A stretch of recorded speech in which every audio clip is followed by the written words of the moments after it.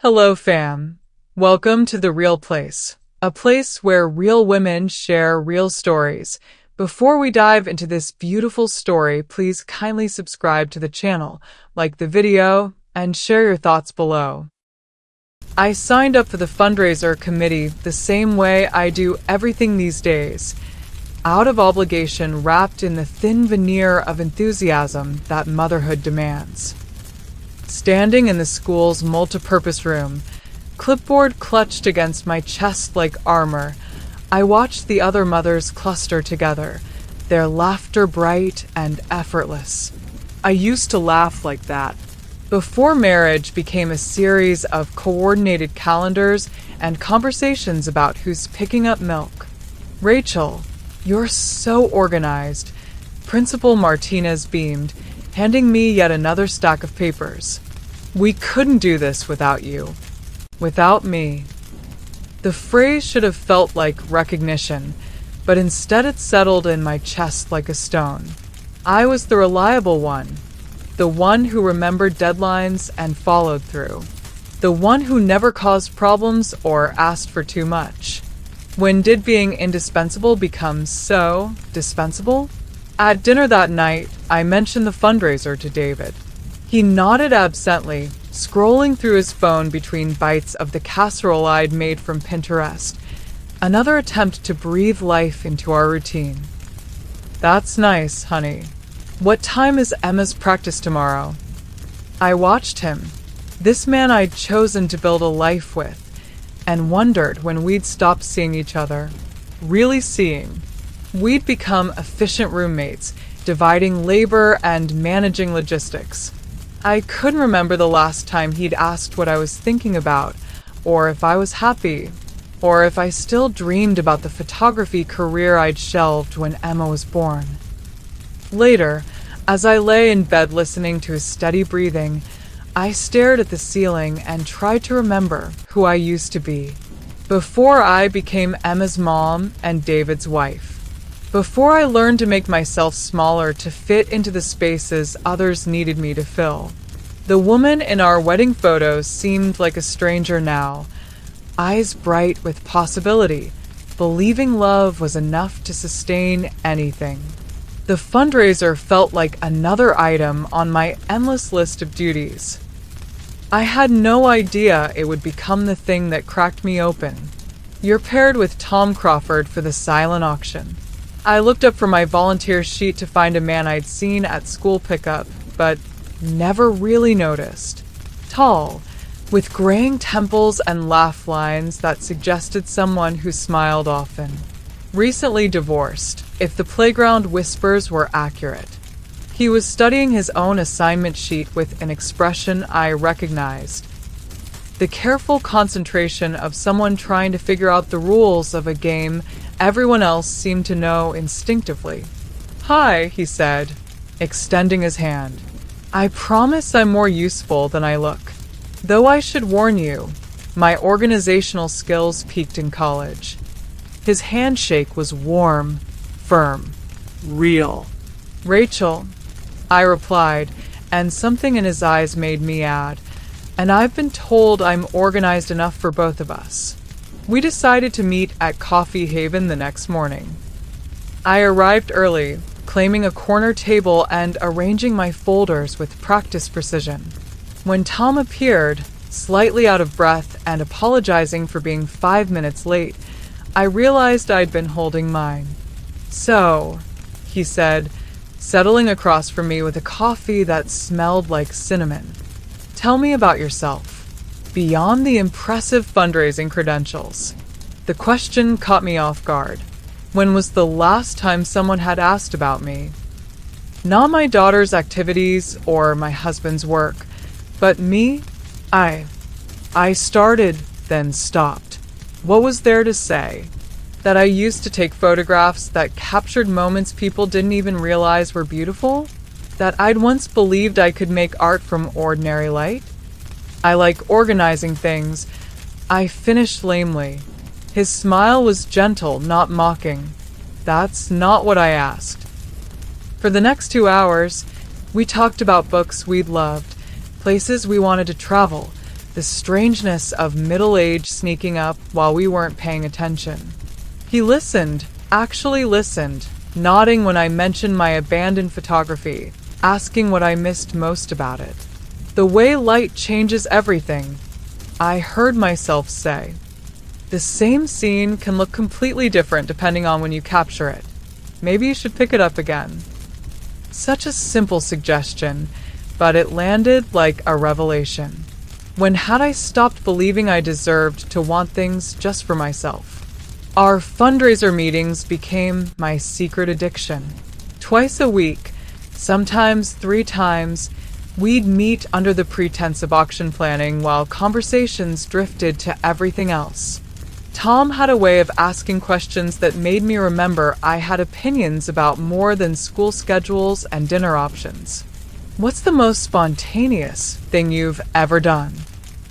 he asked one afternoon, and I found myself telling him about the weekend I'd driven to the coast alone before Emma, just to photograph the sunrise over water. "Why did you stop?" His question was quiet, careful. "Life," I said, which wasn't really an answer. The truth was more complicated. David had never understood my hobby, had made comments about wasted time and expensive equipment gathering dust. Gradually, I'd learned not to mention it. Today we were at his house, ostensibly to photograph auction items for the catalog. His kitchen was warm and lived in, not the sterile showcase David and I maintained. Flour dusted the counters from the cookies we'd been baking for the preview event. "You have flour," Tom said, reaching toward my face. Just there. His thumb brushed across my cheek, gentle and deliberate. The touch lasted perhaps 3 seconds, but I felt it everywhere. A spark I'd thought was buried under years of routine affection and perfunctory kisses goodnight. "There," he said, his hand lingering near my face. "Got it." I should have stepped back, should have laughed it off, made some joke about being a messy baker. Instead, I stood frozen in the space between propriety and desire, my skin burning where he'd touched it. "Thank you," I whispered, hating how breathless I sounded. That night, I lay awake replaying the moment, my fingers tracing the spot where his hand had been. David slept beside me, oblivious to the revolution happening in his wife's heart. I pressed my face into my pillow and wondered what was happening to me, how a simple touch could feel like coming home to myself. I was 44 years old, and I was falling apart over flour on my cheek. The fundraiser was 3 days away, and Tom's kitchen had become our war room. Auction catalogs covered his table, price sheets scattered across counters, and we'd been working since dinner, fueled by takeout Chinese and the kind of exhausted giggles that come from too much wine and too little sleep. "I can't believe we pulled this together," I said, leaning back in my chair. The wine had made me loose-limbed and honest. A month ago, I was convinced it would be a disaster. "You worry too much," Tom said, refilling my glass. "About everything, I think." "Someone has to." The words came out sharper than I intended. "Sorry. I'm used to being the one who makes sure things don't fall apart." That sounds exhausting. Something in his tone made me look up.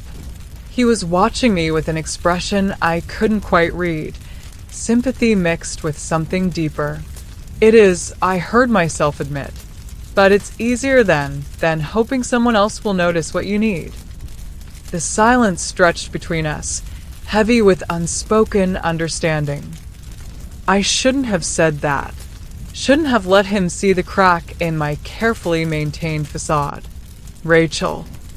His voice was soft, careful. "When's the last time someone took care of you?" The question broke something open in my chest. I tried to laugh it off, to deflect with humor the way I always did, but instead I felt tears threatening. "I'm fine," I started, but He was already moving, coming around the table to where I sat. "You don't have to be fine with me." He knelt beside my chair, and I could smell his cologne, see the flecks of gold in his brown eyes. My breath came too fast, my heart hammering against my ribs. "Tom." I didn't know if it was a warning or a plea. He reached up, tucking a strand of hair behind my ear with fingers that trembled slightly. "You're so beautiful," he whispered. "Don't you know that?" I leaned into his touch, starving for tenderness I hadn't realized I'd been craving.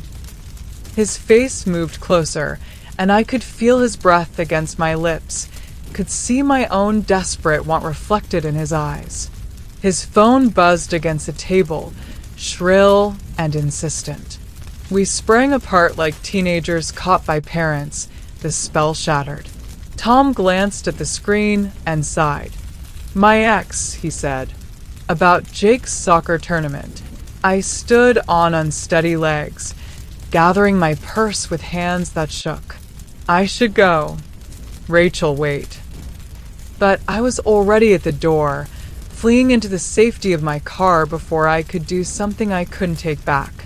As I drove home through empty streets, I pressed my fingers to my lips and wondered what I'd almost done, what I'd almost wanted more than my next breath.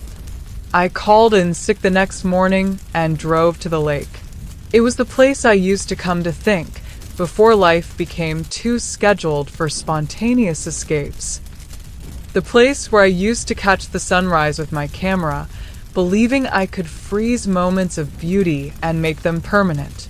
I sat on the bench overlooking the water, trying to make sense of the chaos in my chest.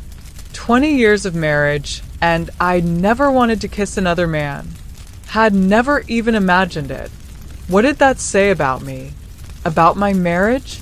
About the life I'd built so carefully? "I thought I might find you here." I turned to see Tom walking toward me, hands in his pockets, expression uncertain. "You mentioned this was your thinking place.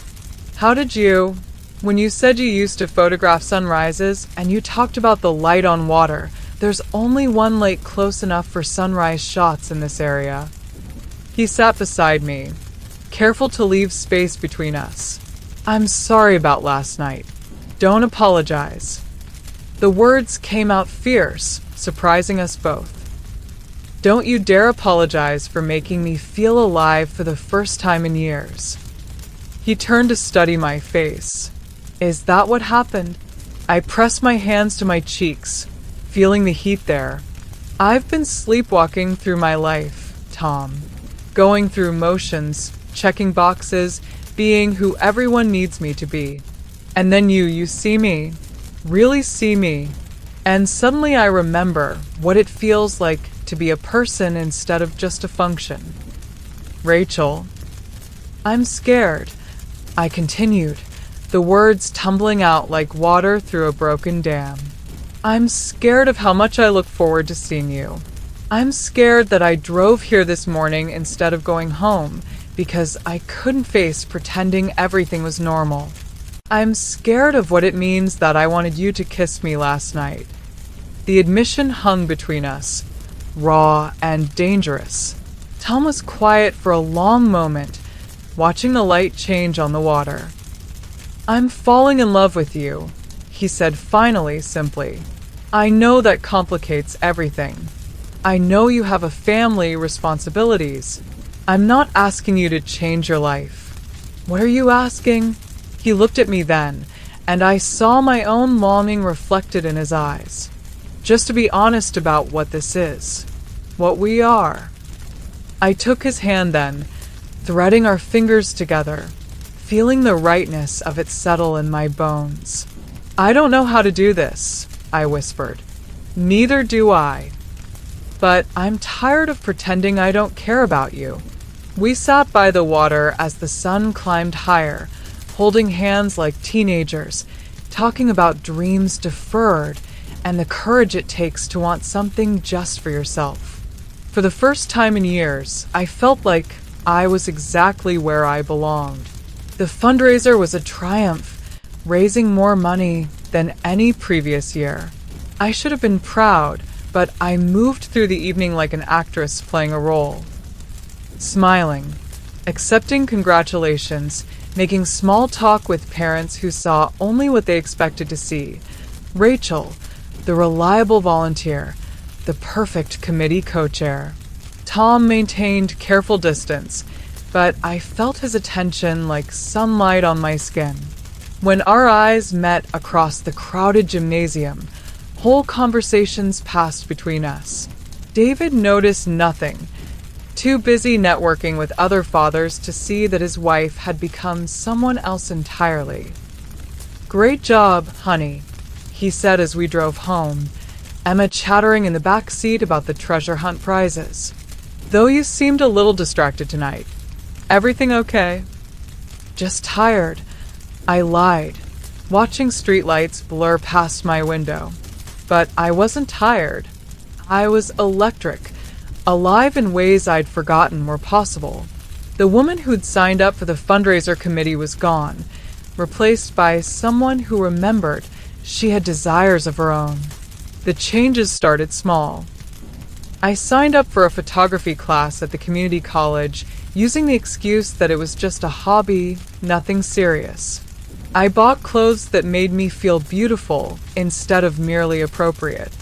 I started speaking up in PDA meetings, voicing opinions I'd kept to myself for years. "You're different lately," David observed one evening, looking up from his laptop. "More. I don't know. Assertive. Is that a problem?" He blinked, surprised by the edge in my voice. "No, it's just different." Different. Yes, I was different. Tom had shown me a mirror I'd been avoiding, and I couldn't unsee what I'd found there.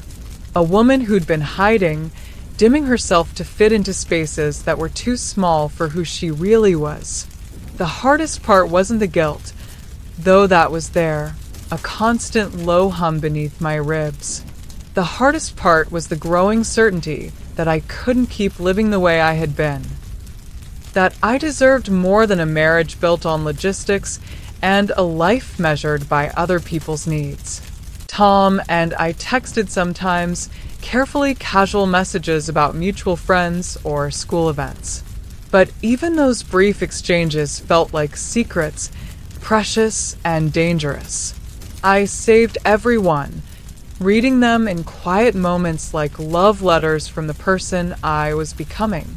3 months after the fundraiser, I stood in my bathroom mirror and recognized the woman looking back at me. She was someone worth knowing, worth loving, worth fighting for. The question was, what was I willing to fight for her? 6 months later, I'm standing in my bathroom again, but everything has changed. The woman in the mirror has eyes that sparkle with possibility, skin that glows with purpose. She's wearing a dress she chose because it makes her feel beautiful, not because it's appropriate for a school function. My photography class became a catalyst for conversations David and I had been avoiding for years. About dreams deferred, about who we'd become versus who we'd wanted to be, about whether our marriage was something we were choosing or just something we were enduring. The conversations were hard. Some nights, they felt impossible.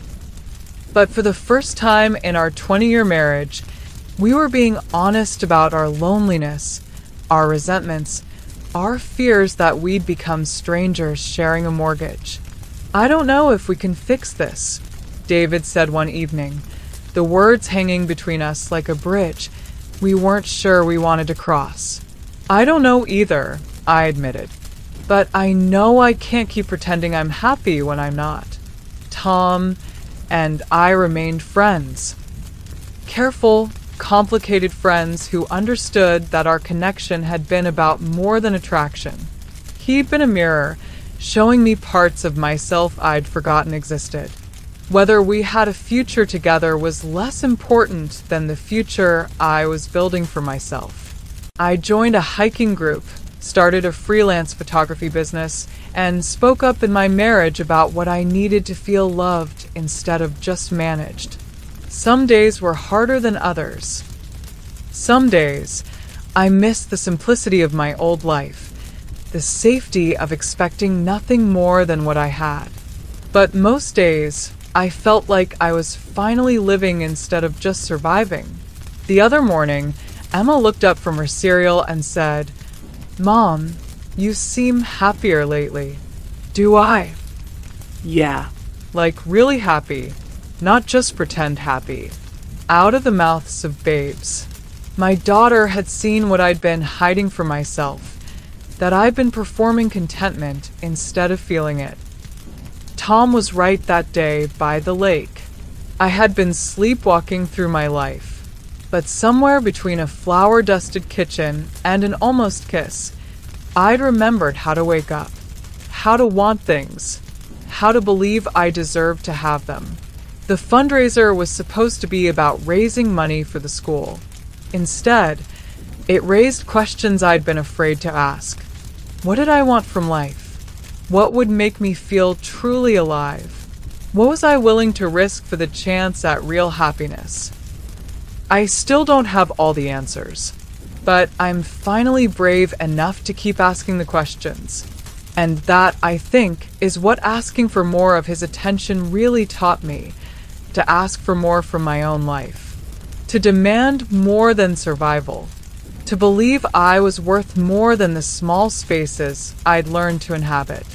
The woman in the mirror deserves to be loved completely, passionately, authentically.